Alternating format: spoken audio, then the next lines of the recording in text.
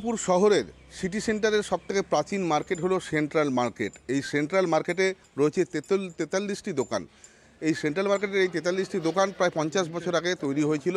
সেই সময় আসানসোল দুর্গাপুর উন্নয়ন পর্ষদ তৈরি হয়েছিল, তাই এইটা ছিল সবথেকে প্রাচীন মার্কেট। আজকে এই মার্কেট প্রায় ভগ্নপ্রায়। সমস্ত যে দোকান ঘর রয়েছে এখানে তার চাঙড় ভেঙে পড়ছে এবং যখন তখন দুর্ঘটনা ঘটছে। কখনো আহত হচ্ছেন দোকান মালিক বা কখনো আহত হচ্ছেন ক্রেতা। এই নিয়ে বারবার আসানসোল দুর্গাপুর উন্নয়ন পর্ষদকে তারা জানিয়েছেন, কিন্তু কোনো সুরাহা হয়নি। শুধু তাই নয়, এই এলাকার দোকানদাররা যেটা জানাচ্ছেন যে এই মার্কেটিং কমপ্লেক্সে যে বৈদ্যুতিক তার রয়েছে সেই তারও খুব খারাপ অবস্থায় রয়েছে এবং যখন তখন এখানে দুর্ঘটনা ঘটতে পারে। এই বৈদ্যুতিক তারের এমন সমস্যা রয়েছে, আগুন লাগার ঘটনা পর্যন্ত ঘটতে পারে। আমাদের এই মার্কেট সেন্ট্রাল মার্কেট সিটি সেন্টারে 40 বছরের পুরনো মার্কেট।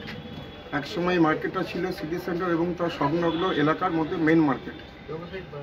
আস্তে আস্তে ডেভেলপমেন্ট, সিটি সেন্টারে ডেভেলপমেন্ট হয়েছে, কিন্তু আমরা উপেক্ষিত এবং নেগলেক্টেড রয়ে গেছি। কি সমস্যা এখানে? 3 দিক আগে যখন আমরা দোকান খুলেছিলাম তখন আমাদের 3 দিক খোলা ছিল, তখন আস্তে আস্তে চারিদিকে ব্লক হয়ে গেছে, কাস্টমার ঢুকতে পারে না। পার্কিংয়ের একটা বড় সমস্যা। ফায়ার নিবারক, অগ্নি নিবারক ব্যবস্থা আমাদের মার্কেটে নেই।